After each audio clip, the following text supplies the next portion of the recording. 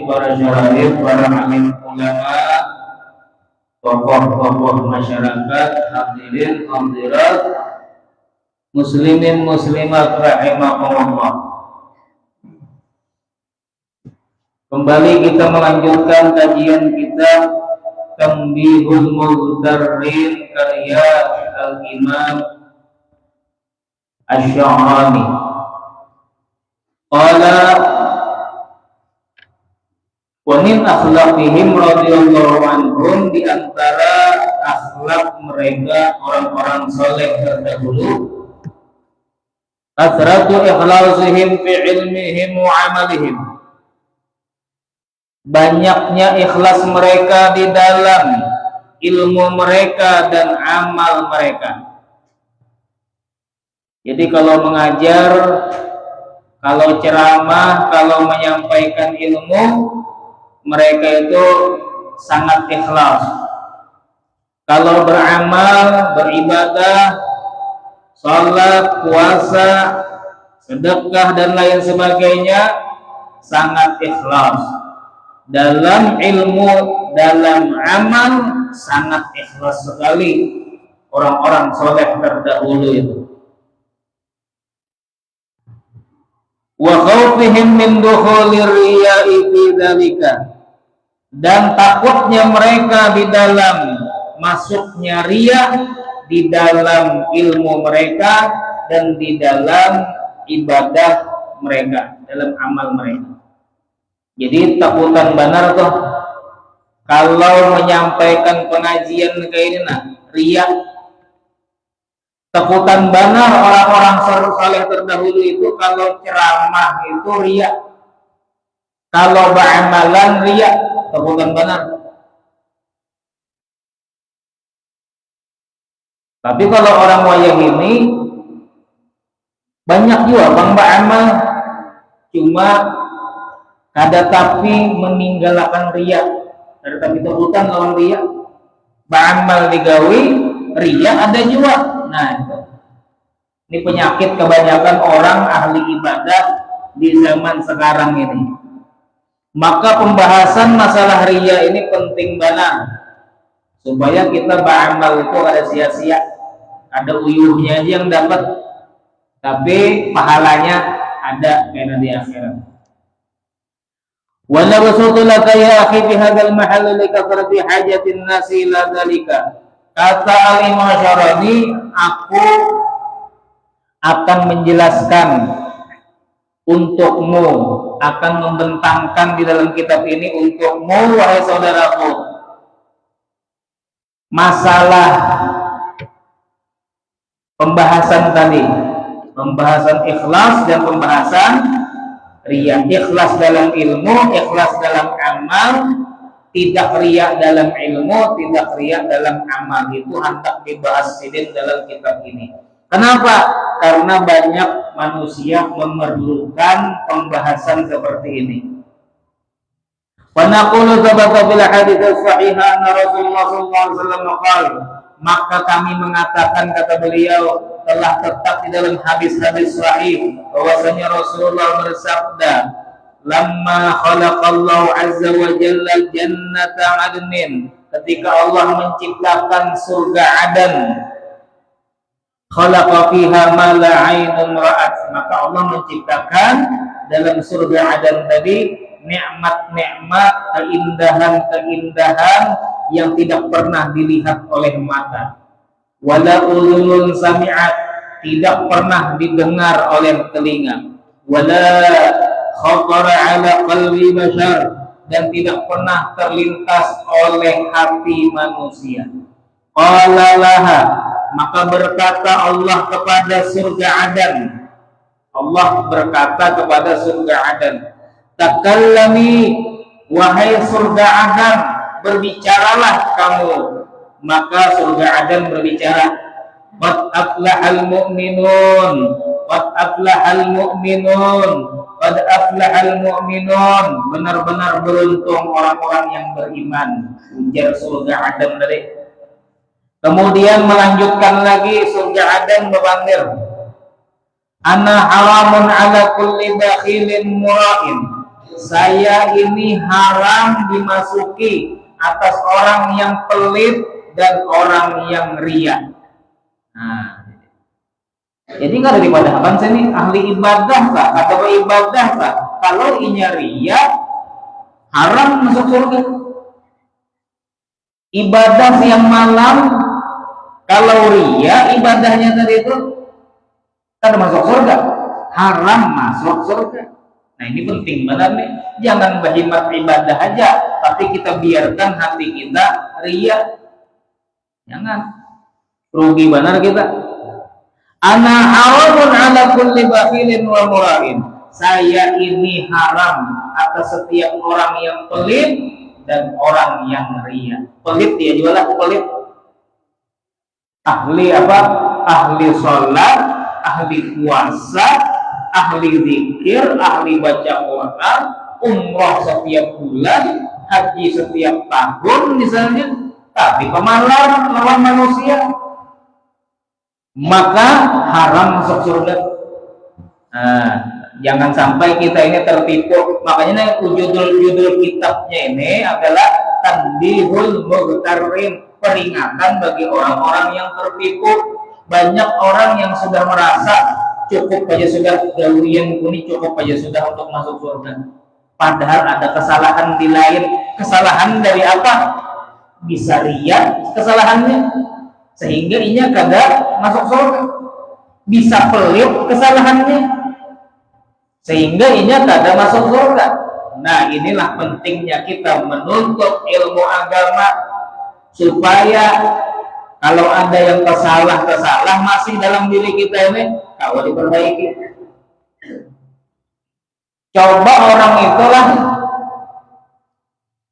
beribadah, pas sudahnya merasa ahli ibadah, kada hendak lagi nuntut ilmu. Lalu inya ibadah di rumah aja, ibadah terus luar biasa kok ibadahnya, cuma kada mau lagi nuntut ilmu. Tapi inya riya, kada belajar bang tentang riya, lalu inya kada hati-hati. Karena esoknya pakai lawan orang, aku ini alhamdulillah aja bang ya, kada pernah ke masjid. Aku sembahyang di rumah aja, cuma kada bisa tertinggal. Habis sembahyang itu aku wiridnya kada setumat, wiridnya 2 jam doang habis sembahyang. Lawan solawatnya, lawan baca Qurannya. Malam kada bisa kada tahajud, terus ujur kada ke masjid. Nah, ini orang ahli ibadah tapi tertipu. Tertipu apa tadi itu? Tertipu dengan penyakit riya. Kada sadarnya penyakit riyanya tadi bisa menghalangi inya daripada masuk surga. Jadi perlu dicek terus lah, kita ini perlu cek kesehatan ibaratnya lah. Kalau ibarat badan manusia kan, cek terus pian kesehatan. Kalau perlu tiap bulan cek kesehatan supaya tahu ada penyakit apa dalam diri pian, supaya cepat diobati. Pian isi mobil perlu dicek terus, itu jangan asal pakai aja.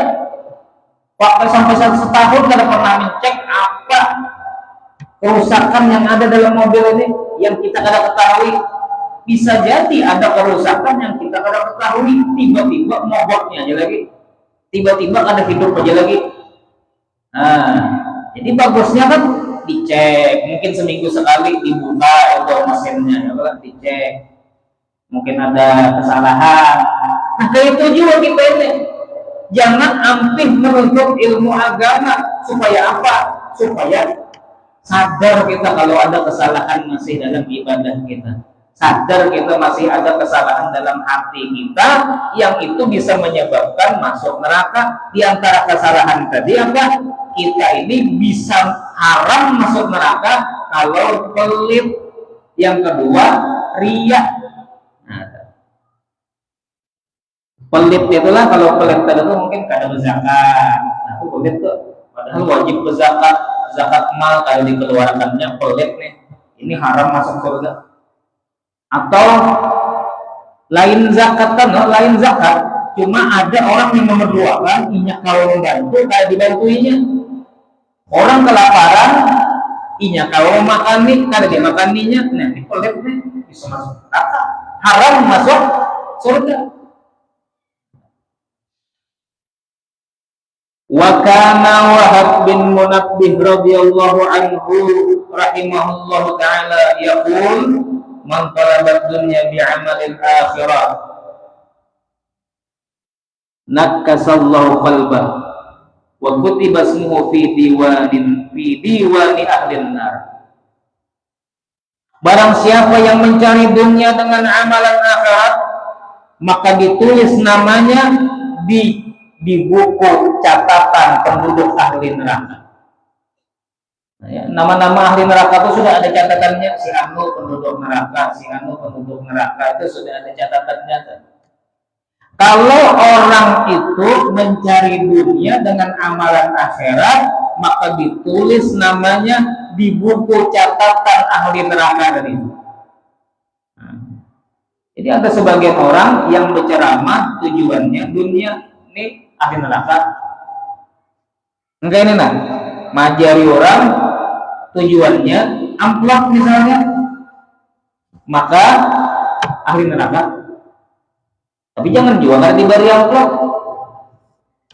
Ini kalau disampaikan kayak ini orang bisa salah paham. Wah kalau kayak itu guru kalau bisa diberi amplop, guru itu harus ikhlas. Tuh guru-guru ngaji itu harus ikhlas. Masa agama mengharap duit, masa mengajari Quran yang mana mengajari Quran itu ibadah berharap duit. Gurunya tidak boleh berharap duit, tapi yang belajar paham-paham. Gurunya tidak boleh berharap duit, tapi yang belajar paham-paham. Sidin kalau kada berduit kayak apa? Timbul sidin amping aja. Ulun mina kada pian amping lagi, kupikir tuh ulun amping sudah menjadi guru ini, kan udah dapat duit tuh.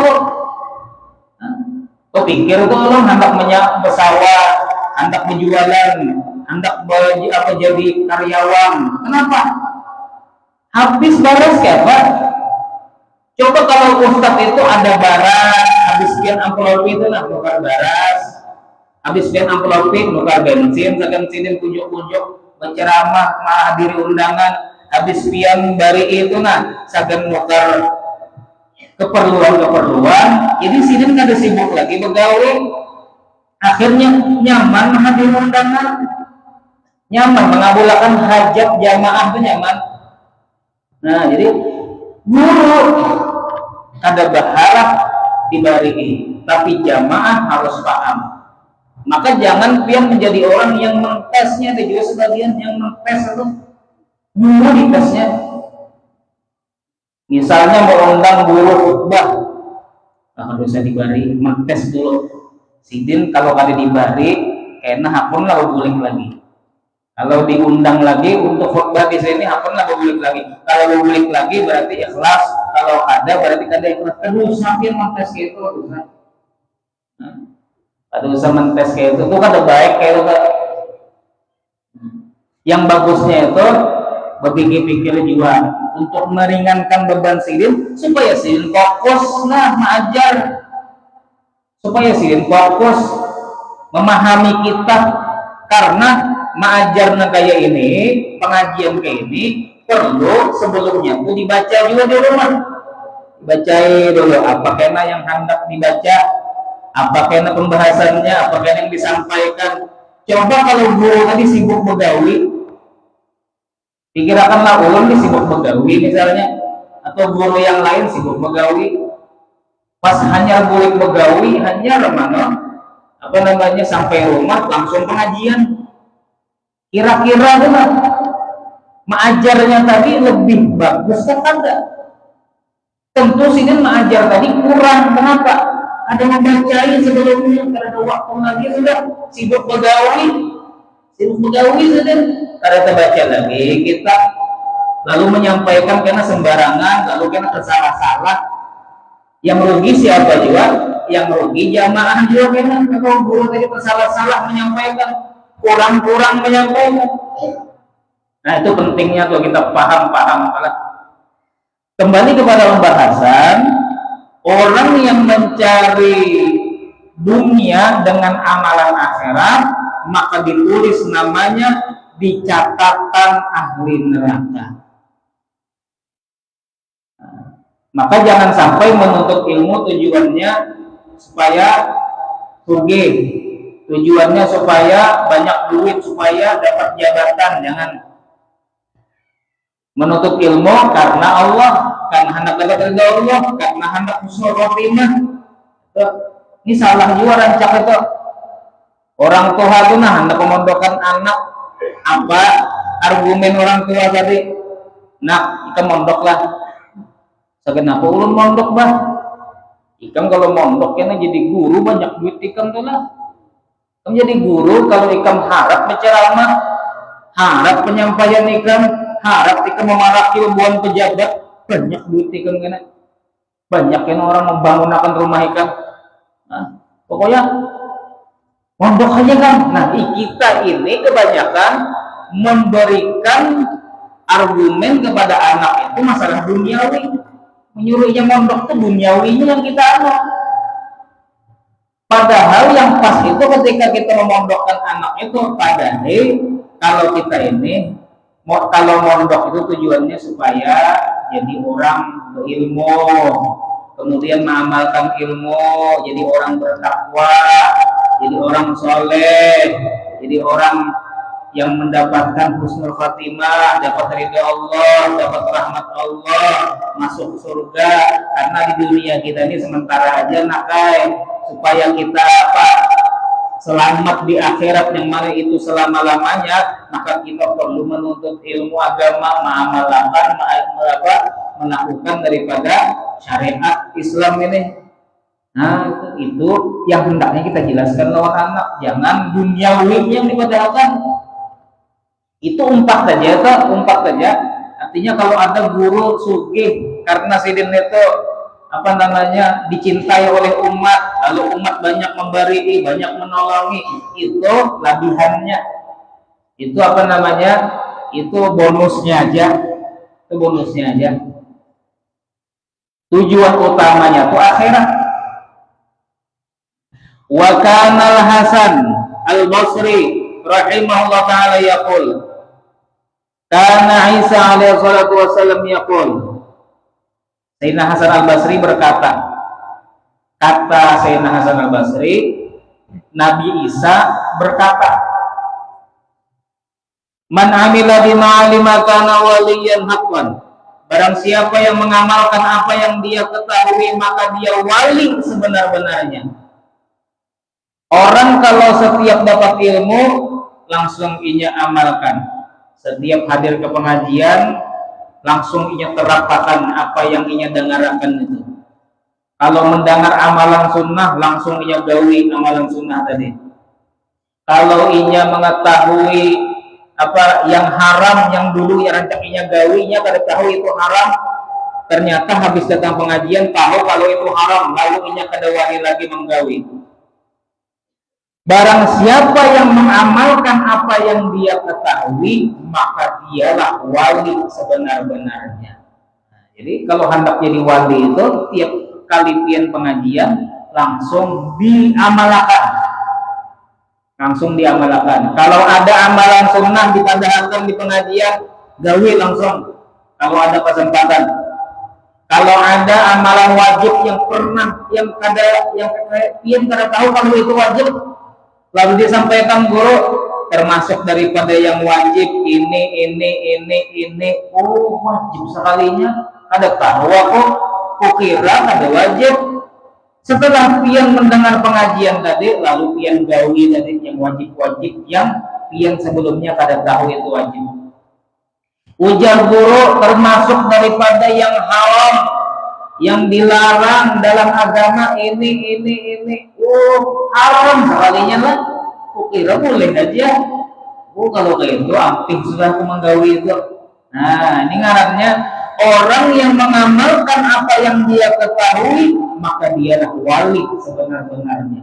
Jadi pian ini yang kada pernah mondok pun bisa jadi wali asalkan tiap hadir ke pengajian pian berusaha mengamalkan.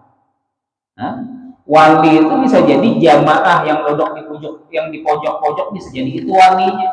Bisa jadi yang ceramah lain wali. Bisa jadi yang jadi imam lain wali, jamaah wali. Kenapa? Karena sidin mengamalkan terus. Setiap kali dapat ilmu sidin amalakan terus. Dan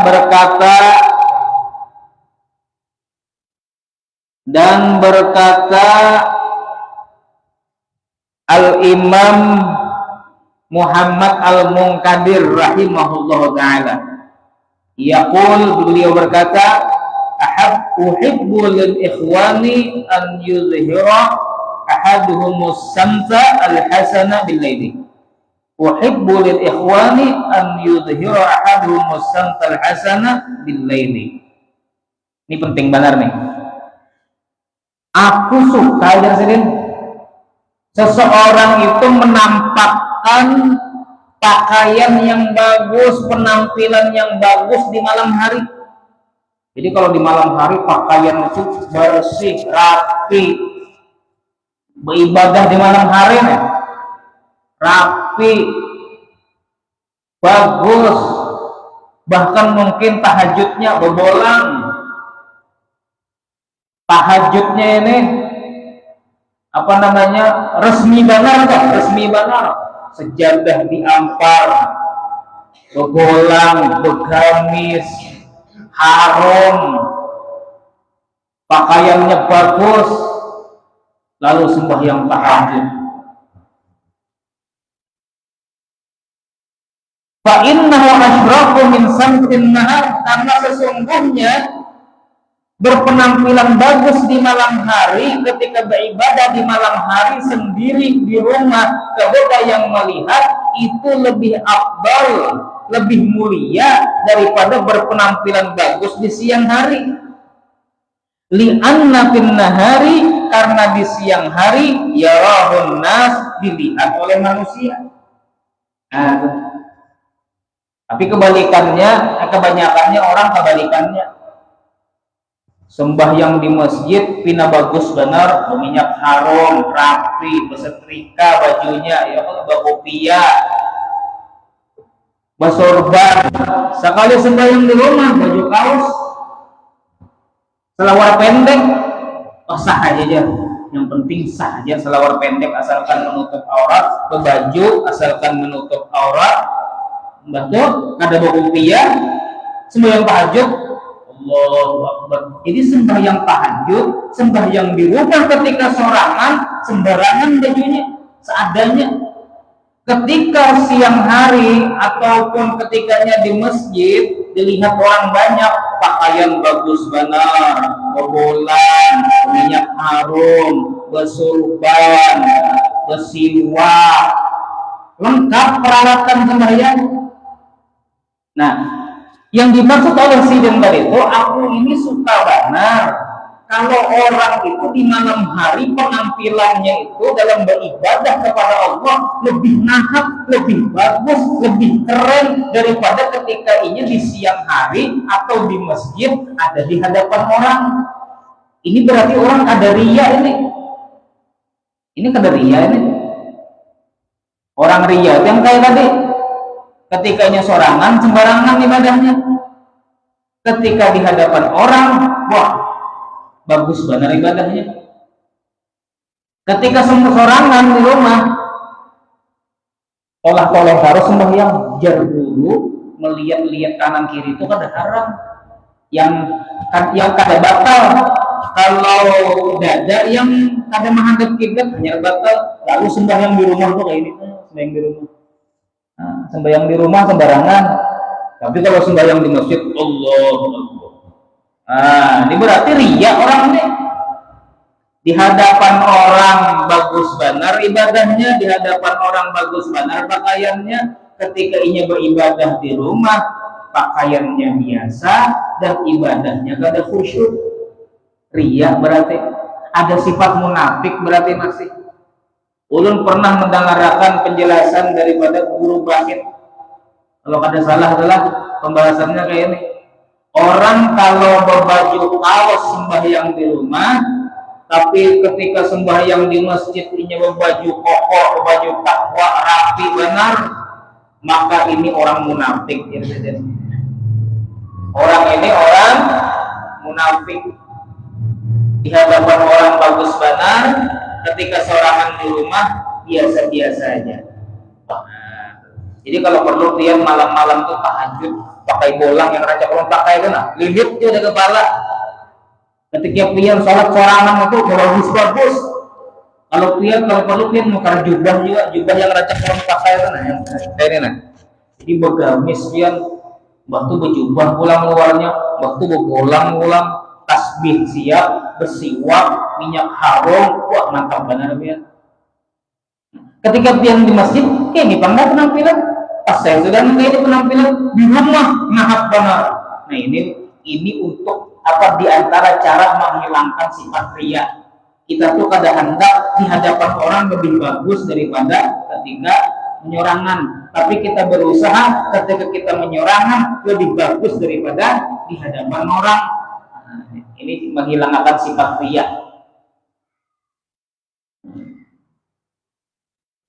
Yang dulu rancak yang kita nih masih kalau di rumah sembahyang berkaos saja karena ada orang melihati ampik sudah nengka itu. Karena kalau nengka itu berarti masih ada sifat munafik dalam hati kita. Wah ada juga yang melihati sembarangnya sudah. Nah ada sifat munafik masih. Munafik itu kan kalau yang bahari di zaman Nabi itu, inya kalau di hadapan Nabi berkata beriman, kami beriman. Kalau di belakang menyambat Nabi. Nah ini lain di muka, lain di belakang, lain di hadapan orang, lain sorangan. Kalau hendak juga minimal kayak ini sama, minimal sama. Pian ke masjid penampilan kayak ini, di rumah kayak ini juga. Nah itu sama, kalau munafik pian sama. Tapi kalau di masjid kayak ini, di rumah ternyata kada bakaos, kada berselawat, kada bertasbih, kada berkopiah sembahyang. Nah berarti ada sifat munafik di dalam hati.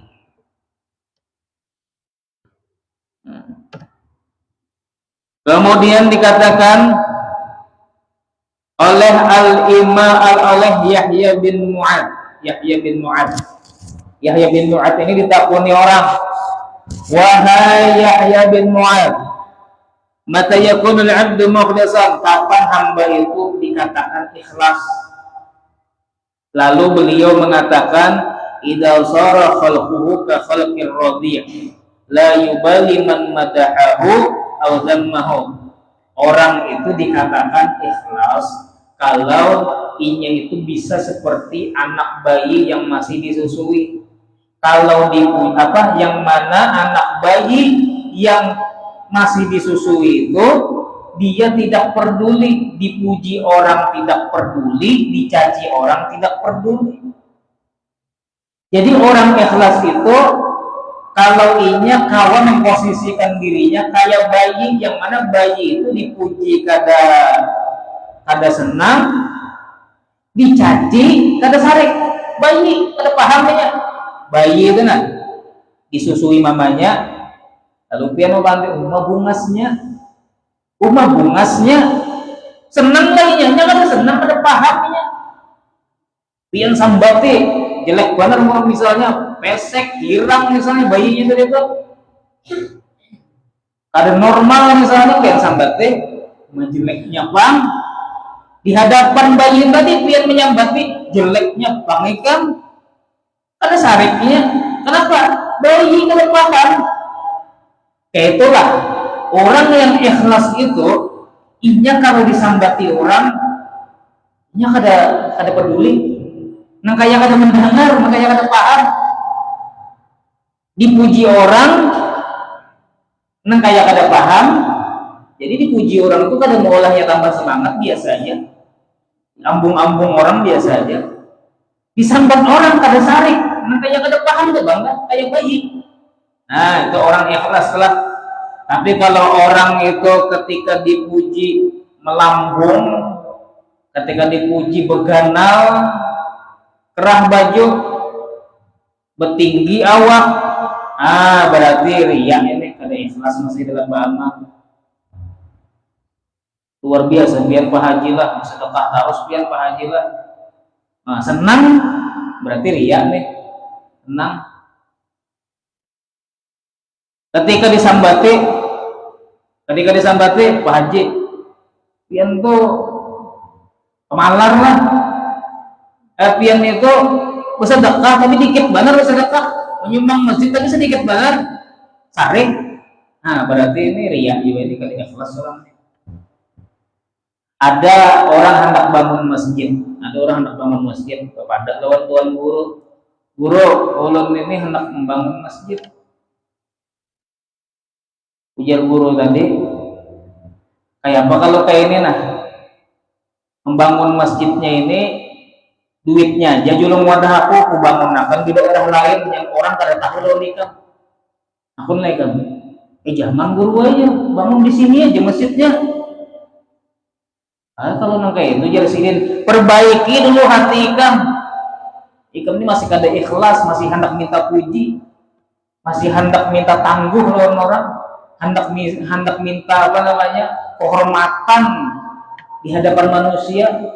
Jakanya ikam ikhlas, duitnya julung wadah aku bangunakan masjid di lain, bujur-bujur ikhlas, berarti kada usah dulu ikam bangun masjid, baiki dulu hati ikam kayak apa supaya ikhlas membangun masjid ini.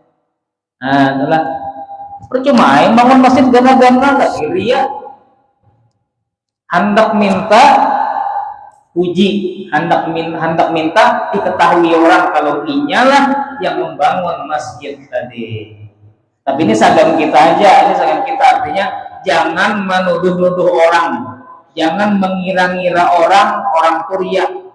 Kalau ada di tempat lain orang membangun masjid dan inya itu membangun masjid diketahui orang, jangan langsung kita menuduh sidin riya, jangan. Itu urusan hati sidin lawan Allah. Riya kadanya itu sidin yang tahu lawan Allah. Ini untuk kita seorang. Jangan sampai kita beramal itu kada memperhatikan kita ini riya atau kada, ikhlaskah kada. Itu salah satu untuk mengetahui kita ini ikhlas atau kada lah. Kita menyumbang misalnya di pengajian, menyumbang di mana kayak gitu. Kalau seandainya orang kada mengetahui kita nih yang menyumbang, kita biasa-biasa aja, kita santai-santai aja, berarti kita ikhlas. Tapi kalau misalnya catatlah ngaran ngaranku sambat kena ketika santunan anak yatim sambat ini sumbangan dari nah ini kata ikhlas. Kecuali atas nama lembaga atau atas nama perusahaan atau atas nama apa kayak mana, bukan atas nama pribadi, itu lain lagi, kada apa-apa disambat. Tapi kalau atas nama pribadi, kalau disambat itu lebih besar kepada riyanya. Tapi bisa juga ya ikhlas, kan ada tahu kita. Pokoknya kalau orang lain jangan kita menuduh orang riya. Kita aja yang waspada, jangan sampai kita beramal riya. Kemudian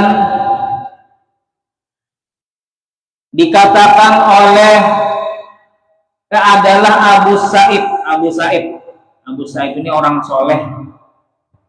Abu Sa'id ini kalau sidin hendak menangis waktu mendengar ceramah tuh, hendak menangis mendengar penceramah menyampaikan Quran, menyampaikan hadis, menyampaikan nasihat, sidin tuh hendak benar menangis sebenarnya, maka beliau pun menahan tangisannya dan diganti dengan senyum.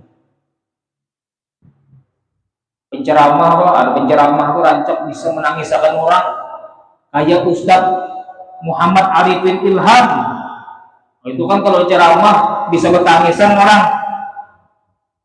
Nah, sidin ini Abu Sa'id ini kalau sidin mendengar ceramahnya tadi menyentuh benar, sebenarnya sidin hendak menangis, cuma sidin tahan nih, jangan sampai aku menangis. Kalau aku menangis kan di hadapan orang timbul aku riya, karena aku merasa harap pada orang. Aku nih mendengarkan ceramah khusyuk benar, aku nih mendengarkan ceramah bujur-bujur, aku nih hatiku lembut benar, mendengar ceramah menangis, aku takutan riya. Makanya karena sidin takutan riya, maka sidin pun senyum, padahal hendak nangis tapi sidin malah senyum. Nah, kalau hendak nangis bujur-bujur itu di rumah, nangis pian bujur-bujur dengan tangisan yang luar biasa tuh di rumah. Kalau waktu pian di pengajian, kalau pian waktu mendengar ceramah, nah itu rawan dengan riya, hendak ditangguh orang. Si Din ini luar biasa benar lah, hatinya lembut. Si Din ini orangnya menerima benar lawan nasihat. Si Din ini khusyuk benar kalau mendengar ceramah, khusyuk benar kalau mahalul qiyam. Cuma kalau kita melihat orang kayak itu, jangan kita sebutkan. Nah, ini untuk diri kita masing-masing. Sekali lagi untuk diri kita masing-masing. Kalaupun pian melihat ada orang menangis ketika mahalul qiyam dalam pembacaan maulid, maka pian husnudzon, sidin bujur-bujur khusyuk, sidin bujur-bujur ingat Allah, ingat Nabi, sidin bujur-bujur rindu lawan Nabi. Aman pian. Jangan suudzon lawan orang. Ini untuk diri kita aja. Jangan sampai kita nang kaya itu, jangan sampai kita di majelis waktu maulid, waktu mahalul qiyam kita menangis itu karena riya. Jangan hendak dipuji orang. Tapi kalau bujur pian kada tahan lagi hendak menangis, dasar bujur rindu lawan Nabi, dasar bujur khusyuk benar dan kada mau ditahan lagi, tangis akan ada apa ya? Ada apa? Jangan karena dianggap jelek orang menangis kayak itu. Jangan juga. Nah, ketika kita kada tahan lagi menahan tangisan ketika mendengar ceramah, ketika mendengar maulid, ketika mendengar pembacaan mahalul qiyam, maka tinggal kita aja lagi menata hati kita, jangan sampai kita riya. Jangan sampai kita riya. Jangan menuduh orang riya. Karena ada wali, ingat ulun ngarannya, wali ini melihat orang menangis di masjid, berdoa kan menangis, ya Allah menangis gitu. Lalu si wali tadi suudzon jelek sangka, kok ini menangis di sini?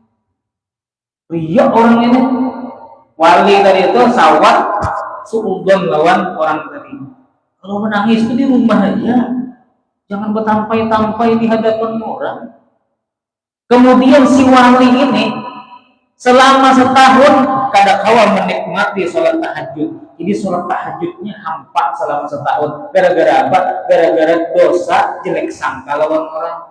Asalnya si Din itu kalau tahajud nikmat benar, luar biasa nikmatnya. Setelah si Din suudzon lawan orang, kenikmatan tahajud tadi hilang daripada hati si Din. Kada nyaman lagi tahajud. Padahal sekali aja suudzon lawan orang sampai kada kau menikmati ibadah tahajud selama 1 tahun. Ibadah tahajudnya hampa, model kada berasa nyaman. Nah, ini contoh nih. Ini suatu kisah menjadi pelajaran bagi kita. Jangan kita menganggap orang riya, tapi kita aja yang waspada daripada sifat riya kita masing-masing. Nah, ini banyak penyakit daripada masyarakat tuh kayak itu.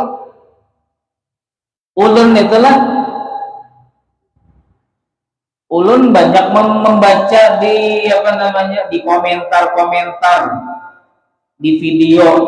Ulun diisi TikTok.